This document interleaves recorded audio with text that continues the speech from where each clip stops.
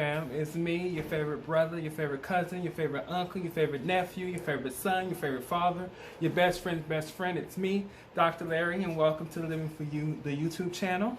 This is a place where you can come and sit down and relax, and we have good conversation, and it's nice and warm and cozy, and we keep it real, but we also get into entertainment, we get into coaching, life coaching, and help people work through their trauma and their stuff, and just all around healing and healthy lives right here. That's just the purpose of this channel. That's why I started this channel, and so we're moving on with that mission. I like to give a shout out and some love to my subscribers, especially those of you who are leaving comments and messages. I'm trying to respond to all of you. And those of you who are brand new, if you don't know, I am Dr. Larry Smith. I am a certified master life coach in many fields. I'm also a spiritual coach as well. I'm an educator. I have businesses, yada, yada, yada. I'm just trying to be the best me. My competition is who I was yesterday and just trying to be a better person today. So I like to say welcome to you all, you new people. Go ahead and subscribe, hit the notification bell, share this video, like this video, leave comments. If you want to know more about me, you can actually go to www.liveforyoucoaching.com. That is my company website, my coaching website. Or you can follow me at Dr. Larry Smith on Instagram and on Facebook, or at Dr. Larry Smith PhD on Twitter. Just follow me, connect, communicate. If you need some coaching, there's ways to go about doing that. You can find more out about that on www.liveforyoucoaching.com. So how's everybody doing? It's been a couple of weeks almost since I've put a video out there, but I wanted to give my time sense of recuperation. I wanted to enjoy Thanksgiving, and I wanted to just kind of, you have to re-energize to do stuff like this because there is a lot of work that go into it. I enjoy it, I love it, but you have to have a sense of purpose, and so in order to have that sense of purpose, I take some time sometimes to recoup, and then I'm coming back strong, of course, and this is one of the videos. As you can see, obviously it's Christmas time, so you see the Christmas tree. Hopefully that's festive and that gets you in a good mood. My somewhat quasi sort of Christmassy sweater. It's actually the only sort of kind of quasi Christmassy sweater that I have, but it is definitely Christmassy, I think. I've been relaxing. I've been doing me. Actually, this past week, Monday until Monday coming, I have been doing a vegan. I've been 100% vegan, eating vegetables and fruits and tofu and other soy products and anything that's just not a meat or seafood product. So I've been really just kind of engaging in that. That's been an interesting experience. I can recall thinking about doing this years ago, at least more than 6 years ago, and there weren't that many options, and now it's kind of like I've had hamburgers, I've had not just salads, but I've also had vegan crab cakes, I've had pizza, vegan pizza. It's just so many different options out there, and so it's kind of an interesting journey. So, if I look different, maybe if I'm glowing, hopefully that's probably why. I've been trying to, monitor my health. I've been working out. You guys know you've been with me on that journey as well. And also just trying to further my career, my life, my businesses. I just want to be the best me. That is why I do this. It's why I'm here. I just want to do better for myself. Take my family's name and legacy beyond any places that it has been before. And that's why I do this. And this is why I ask you guys all the time for your support, for you to like the videos, share the videos, because you doing this is helping me build a legacy. And I'm going to be honored to be given this legacy to help other people, not just in my family, but people of all kinds, as much as I can. If I learn, you learn, and that's how I see it. So anyway, that's where I'm at. That's a little catch up with me. Like I said, it's only been a short time, but I just wanted to give you a sense of where I was in life romantically, because that's what we do. We're here transparent, getting to know each other. That's why we're here. This particular episode is going to be my review of Iyanla Fix My Life. I've been doing reviews of those. I haven't reviewed all of them. I think I missed 2 episodes, but I intentionally did. And the reason why I intentionally did is because the episodes are seemingly to be very similar. They've been kind of along the same vein of the sins of the parent and these parent-children relationships and things that I've been seeing. So most of the past 5 episodes, because this is episode 5 that I'm going to talk about with Lisaraye McCoy, her mother and her daughter, the actress, it's basically the similar line as the Lunel story that they had a couple of weeks ago and a couple of the other videos that I did. So it's pretty much a similar discussion in the idea that it's just different personality types and personalities there. but it's still the conversation about generational stuff, right? Stuff that we might intentionally or unintentionally pass down from generation to generation. And this happens very often, believe it or not, in many families. My family's no exception, and a lot of other families are not as well. Exception to this passing down generational things intentionally and unintentionally. And definitely in Lisaraye's family, there was a situation there. Now, one of the interesting things that I found from the very beginning was that Lisaraye's family was a generation of 4 women, right? Well, 4 generations of women. You had Lisaraye's mother, who was the matriarch, the queen mother, as Iyanla called her. Lisaraye, who is the queen. Her daughter, who is the princess, and then her daughter has a daughter who is the princess in waiting, who's the soon-to-be princess, right? So that, as Iyanla pointed out, that's very rare that you have 4 generations of women around to either support each other, tear each other down, or whatever's going on in that situation. So it is a powerful dynamic to actually be able to sit in the same room with 4 generations of female energy, but just familiar family energy in general. And so the first thing Iyanla did, she wanted them to understand their role. She told them to grab the card that they think is their role, and they all grabbed the right card. The mother grabbed the queen mother card, Lisaraye grabbed the queen, and Kai grabbed the princess, and it was Kai's her daughter. And so it was just kind of, they knew their role placement in the family. And that is something that I had to really come to terms with as my own growth and in my own family, is that everybody in the family has the role. And there was actually a good book, and I can't think of the name off the top of my head right now, that talks about the different roles in families, like the joker and the responsible one and all of these things. Definitely I can point out who's who in my family. I was always the responsible one, but I always also was kind of like my mom's surrogate husband mine.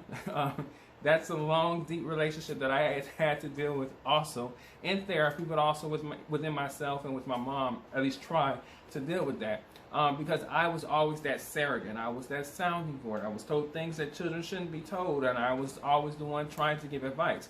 But I think that my belief is that that was the universal way of strengthening me to do what I do now. I'm here on YouTube, and I'm in my business coaching people through things as though I have wisdom. Some people say I seem like I'm a lot older than I am. And I think that just comes because I had the training early on as a child to help my mom, her friends, my siblings, and the like. So we all have roles. We all have roles, and they pick their roles right. The mom actually unintentionally went to sit at the head, so she's used to being in that position, and Iyanla was like, this is my chair. I know normally as the queen mother, this is your chair, but this is a different environment, right? Sometimes we don't know how to take ourselves out of our roles in different environments, and they present problems. You can't always be queen mother in every environment, dealing with every person, but that was just a little interesting glitch that I noticed, and I'm sure the audience noticed it in other places as well. So the mother said she felt like she was the head. That's why she chose that role. She knew that. But she thinks that Lisaraye at this point in her career has left her behind. And she feels like she's given so much and poured so much into Lisaraye's life that at this point, because Lisaraye's career has taken off and she's doing a lot better, she feels like Lisaraye has gone Hollywood and don't want her to do certain things in her house and telling her what to do. And she's really kind of losing the fact that, remember, I'm queen mother and this role is my role, and you're overstepping your boundary, and you're also not being grateful about what I have done for you already. And so Lisaraye speaks for herself, of course, and she talks about how she feels. She feels like she's giving, and the mom felt like as though she wasn't being needed anymore, as when Lisaraye needed her probably when she was younger or in early adulthood. You know, we grow up, and then sometimes parents, that becomes so cemented. Lisaraye's our only child, as is her daughter. They're only children. So what happens is, after that role of mother, or even father in some regards, is gone, you have to somehow readjust yourself to not being needed in that capacity and find other hobbies or other things to do. And that's a very difficult thing for a lot of parents to do, because they spend so many years and so much time and so much effort developing into that role. But Lisaraye found her daughter to be lazy. Now, mind you, they're all living in the same house. Mother got sick, and so she wound up having to stay with Lisaraye and her daughter stays in the house. Now, the daughter's 30 years old. I know. Right. No, so that's the light bulb anyway in itself, that she's a 30-year-old woman and she doesn't feel sufficient enough to do her own. And her mother feels too, and she said this kind of in the episode at some point, that she felt as though she wasn't mature enough. Even though she had a baby, she's 30 years old, had a kid herself, she's having sex, as Iyanla put it. Lisaraye didn't feel like she was actually mature enough to be on her own. And you can see that dynamic and how that plays, right? And her daughter actually agreed to that in her confessional as to where she thinks she is at the moment. But all the time they talked about, as they were describing their role, who they are, how they feel, what they think about each other, and all of this stuff, it all came about what they had and what they were doing. Stuff, money, jobs, careers, roles. But Iyanla said, y'all never talk about how y'all feel, right? Y'all never talk about what does it feel like, and how do you show up in this situation from a sympathetic and from an emotional perspective. They just kind of focused on the stuff. And the mother actually, she felt as though she didn't have any value no more. And she said she's felt that way for a very long time, but she particularly honed on into feeling that way when she talked about Lisaraye's father. She said, he made me feel that way.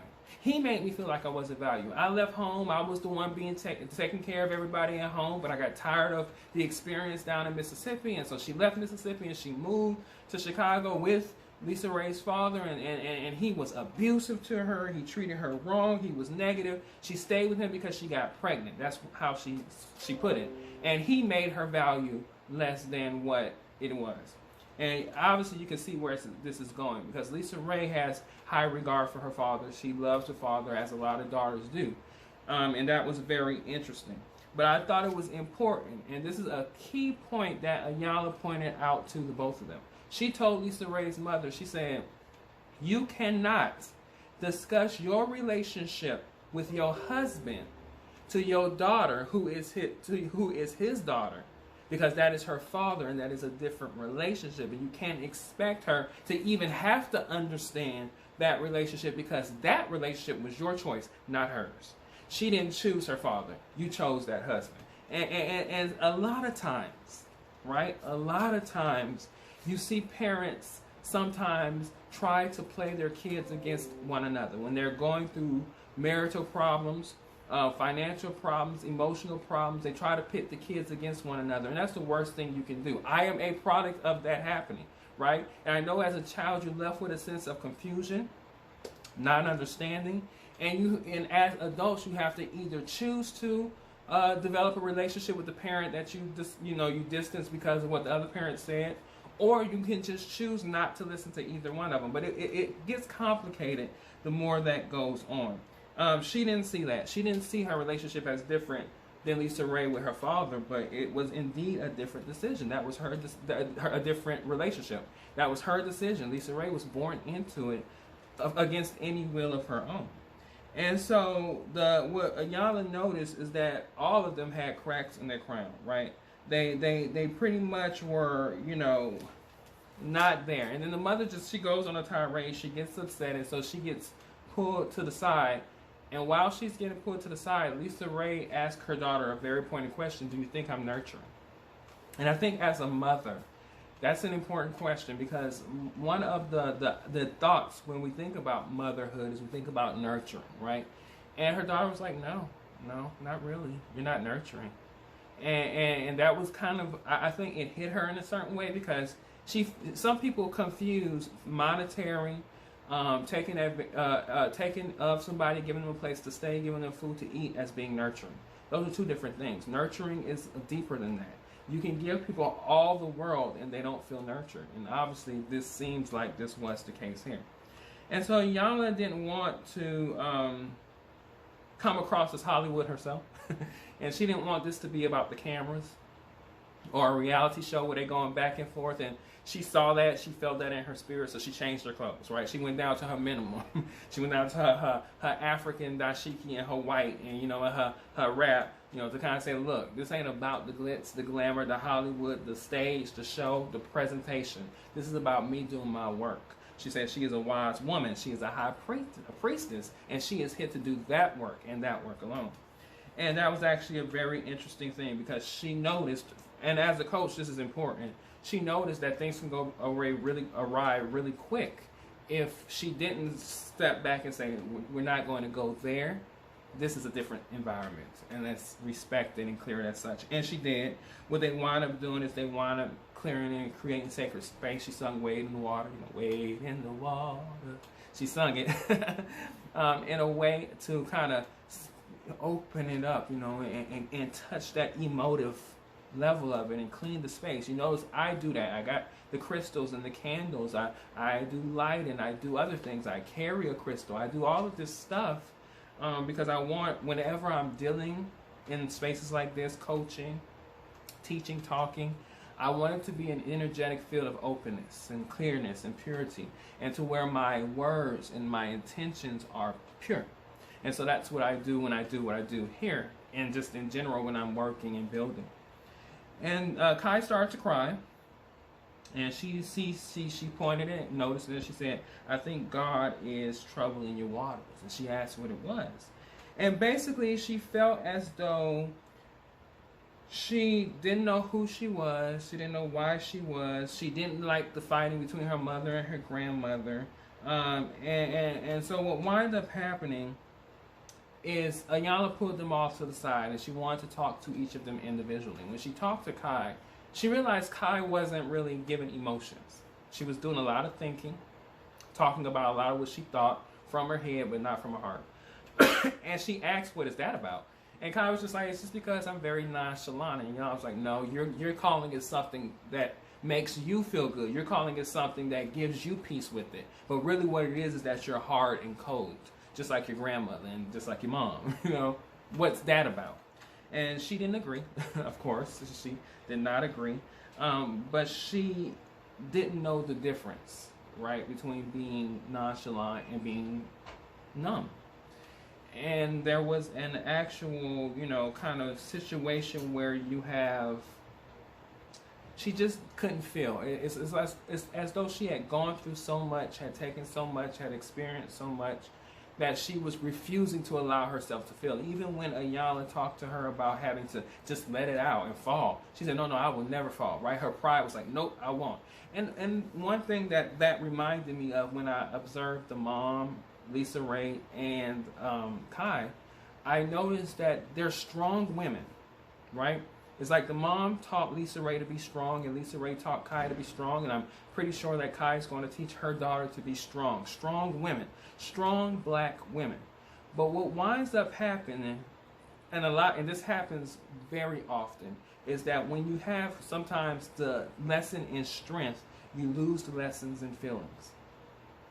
Being strong does not mean you don't have feelings. Being strong does not mean you don't show feelings and you don't actually fall down and actually weep or hurt or experience feelings. Being strong means how you manage those things and how you keep it together and pull it back together if you have to. But to me, the strongest people break down when they need to break down, because there's healing. Even in just releasing the tears from your eyes, there's healing, right? And so don't be so strong. Don't raise your kids to be so strong that you raise them not to feel, because feeling's more important than the strength, and there's strength in the feeling. But mom thought Lisaraye and Kai were angry at her, and she felt unwanted. She felt like they didn't want her there. And she kept talking about, like, Iyanla asked her, well, how do you know this? How do you know how they feel? And she kept talking about her feelings. So she was pretty much basing their experience on what she was feeling, which was very, very, very telling of her personality. She actually even felt that Lisaraye was actually ungrateful. And the interesting thing is that it was in this moment Mama went on a tirade, and Iyanla separated them so that she can have a conversation, woman to woman, elder to daughter, wise woman to wise woman, one-on-one. And she did. And she realized, and she said this to her, that her role and what she's been doing with her daughter, and her granddaughter's been receiving this also, has been to play the victim, right? She has been emotionally violent. That's a word you don't hear too often, but that is definitely a thing. And a lot of mothers, sometimes, when they want the attention, the respect, the appreciation of their children that go to emotional violence. And a lot of that emotional violence come through as victims. Why would you do this to me? After all I've done for you, how could you do this to me? You know, I've gone through so much for you. We've seen this on TV, Candy versus Mom on Real Housewives. That's the stereotypical Jewish mom guilt trip. You know, you've heard it, but there's also a black mom guilt trip. We've heard this before, right? This emotional violence of using the victimization. And Iyanla was like, look, I'm not here to disrespect you. You're my elder. She set that boundary. And she was like, I understand that. I know you don't mean that. So I'm glad she cleared that up so that there was no disrespect felt when she said what she had to say. And what I realized about Iyanla in this season is she has been very boom with it. Like, she ain't been coloring it. She ain't been painting it differently. She has been very targeted and direct with it. And she went direct with her and she said, look, you got to be more accountable. You don't have any accountability for your actions, for your part, for your role, for your energy that you're giving in. And she noticed the energy also in Kai back in their conversation, where she realized that it's not your eyes that are crying, it ain't your mouth that's nasty, but your energy. And a lot of people neglect to pay attention or to even be cognizant and aware of the energetic feel that they give off to other people when you're dealing with them on a one-on-one or in a group activity or whatever. The energy is just off. And my energy sometimes when I talk to people, I'm just very direct and I'm very open, and people sometimes get nervous by that because they don't know what to expect, because most people protect their energy. But I feel like if I'm honing positive energy, why not share it, right? And so your energy is a very important thing. But she felt as though mama energy, Lisaraye's mama energy was unaccountable. She feels as though she is the head of the family, but she believes that she should get something for nothing. And Iyanla said, you're entitled. And you're bitter. Now, Mom was like, no, I'm not. Same thing Kai said, no, I'm not that. They were, well, no, all of them were like, no, I'm not. Even Lisaraye, no, I'm not. I don't agree with that. They all were in the same level of non-agreement. And then Mom shared her story of how she got pregnant by Lisaraye's dad, and she stayed with Lisaraye's dad because she was pregnant. And that's why she was there and all of that. And we find out later on, and we'll talk about that in just a second, about what that really was when it came down to it, that finally started to manifest itself in the conversation. But she felt like everything she did for others. Mother felt that way.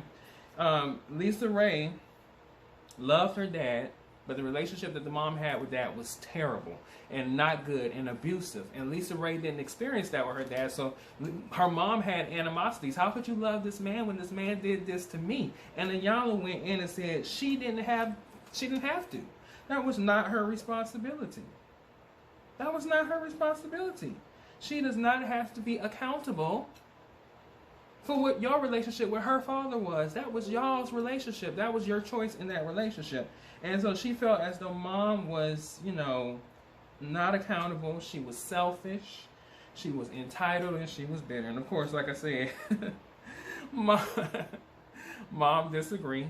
And Iyanla, like I said, she's been hitting them hard. She said, you are a bitter, unhappy woman who thinks she's entitled to something.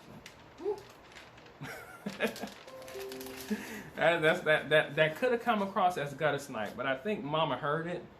Even though she weren't trying to listen intently to get it, I think she heard it, so it didn't impact her heart to where she lashed out at Iyanla, because she respected Iyanla. And that's a huge dick, because to me that's no different than calling her a gutter snipe. That's saying you a bitter woman and you think you're entitled to something that you're not. And so she could have been in her feelings, but she respected Iyanla. And that's something that I felt like Shay, remember I talked about her in my first video, but also Neffy seasons back, didn't have that level of respect for Iyanla and for themselves, and awareness to say, it hurts, but I hear it. I don't have to show I hear it, but I hear it. And so she was angry. The mother was angry. Queen Mother was angry. Kai didn't want to be like them at all, and her nonchalant personality kind of showed that. And then she talked about her mom sending her away for disciplinary actions. And she didn't even want to feel that. Like, even though she was hurt by that, she was not going to let herself feel that she was hurt by her mom sending her away and all of the stuff that's been going on around her. She just kind of was just trying to tough it out. And in the same vein like her mom and her grandmom trying to tough stuff out. Um, Lisaraye, she wanted to be more of the mother, but she was coming across more as controlling, and instead of nurturing. And Iyanla pointed that out to her. Iyanla said, "Your daughter's broken. Your child is broken, and how does that happen?" And Lisaraye was like, "I don't know." She's like, "I don't know. I don't know how that happened." And Iyanla hit her. Boom. She's broken because you're broken. And broken people make broken people. Broken people raise broken people. Broken people create broken people. That is the way it is. And she said, Mama Lisaraye gave her story and her version of everything. And basically, she felt like Daddy was the best. And Daddy knew me. And Daddy could see who I was and see my potential. And I was supposed to take over the business. And then he gets killed. Not knowing Mom's and Dad's relationship was all this craziness, but then he gets killed, and she felt as though now Mom felt, well, I can step in now and I can control you. And Lisaraye was like, no, you're not going to control me. I'm never going to be controlled. I'm a strong woman. So no. And so she left home and she started to do her own thing and had to step up for herself. But what Iyanla pointed out, and I think the more you listen to the story, and I started to kind of piece this together in my own mind, but I didn't want to make a judgment until I heard them say it. Daddy played mom and daughter. Daddy played Lisaraye's mother and Lisaraye against each other for his affection through money, like Iyanla said. But just he was the best to her, to his daughter. He could have been the worst to her mom, and Lisaraye was just another woman that he was using for his own personal ego. And he pit them against each other, mother-daughter. And the mom said Dad had many women, 5 and 6 women. She said he always had women ever since I know him. Well, obviously Dad had insecurities. Obviously Dad had stuff. But since he wasn't here to talk for himself, we ain't going to spend too much time on Dad's stuff. But apparently Dad had stuff. And Dad had really a low respect for women, that he's even willing to play his own daughter against his own wife. Now that's some kind of deep, right? That's deep. And so, Iyanla says, you stripped your daughter of her spirit. You stripped her of who she is. And Daddy was kind of the catalyst around all of this stuff. And daughter is just getting some of the residue from what mommy and daughter had because of daddy issues and husband issues. But what it came down to it, and Iyanla called it out because she realized that I am dealing with the same person. One person. She said, it took me 5 hours. But I am dealing with the same person. And many times in these types of situations, when you have these generational stuff, I can attest to it with some of the women in my family and even some of the men in my family, these generational stuff, the actions are the same, right? The person is the same. You're dealing with the same energy. And a lot of times we deal with the same energy in the same capacity, and it just becomes a circular of chaos and crazy and pathology and sickness and trauma and so many things that we don't even realize it. But Iyanla called it. I'm dealing with the same person here. This is all the same energy y'all giving. Y'all all are not in full with this process. Y'all both are denying and pushing back on the process. Y'all both are not being, all of y'all are not being accountable. And y'all all are not receptive at this moment. So Iyanla actually had to walk away from it, right? She had to say, I can't do anything with y'all. Y'all have to be broken, is what she ultimately was saying. They have to have the breakdown, and it has to be bad before they're willing to let go of all the stuff that they're using to prop themselves up proudly to manage their life through this circumstance. They have to be broken down. And she called that out. She said, yeah, that's definitely the case. And that's really a truism, right? That a lot of times when it comes down to our stuff, if we're not ready to fall on our face, if we're not ready to give up our power and our control and our ego, we are not going to heal. The first step to finding healing is to release. And that is releasing that ego. That is releasing that pride. That is releasing that shame. That is releasing that guilt. Anything that's going to prevent you from fully being engaged in the process, let it go. Let it go. Right? And so this was a good episode because you get a chance to see pathology at work. Right? And while I think I saw some other interviews, and then Iyanla went on this show called Queens and Cocktails. It's here on YouTube. It's actually really good with Claudia Jordan, Selena Johnson, Vivica Fox, and Lisaraye. And Iyanla went there, and they talked about how they're still working. So I'm glad Lisaraye is still going through the process, her and her daughter.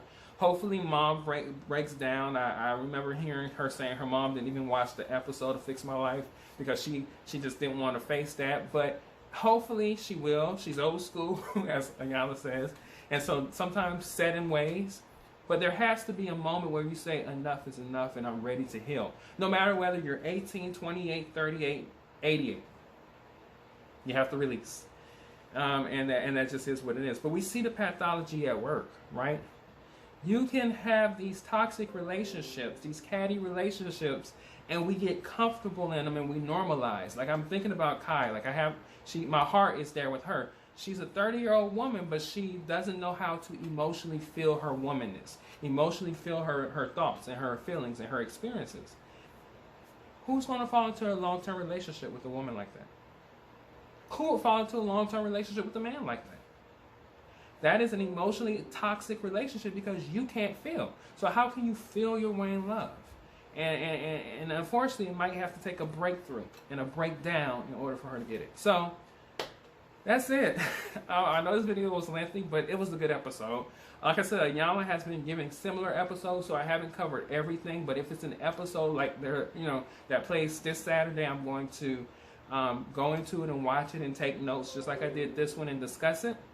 I enjoy these discussions because it's helping my coaching to watch and observe and to take lessons and tools and to be able to talk about it from a perspective of my experience. And it's also helping me personally to think about pathologies that I may carry. Because for me, the work, even my own work when I work to help other people, it's really self-work. It's really a self-endeavor for me to be the best me that I could possibly be. But anyway, like I said, that's pretty much about it. Hopefully you enjoyed the videos. Keep coming back. We're going to have more content of all kinds of different things. If you're into real estate, I have a section where I talk about my journey as a realtor in California. That's very interesting because I'm learning a lot from that. And I might throw in some other things. This channel is about the total person of just being present and being the best that we could be at whatever we're doing or whomever we're being and however we're seeing, and that's what it is. So as I always say, I love you all, and I will see you in the next video.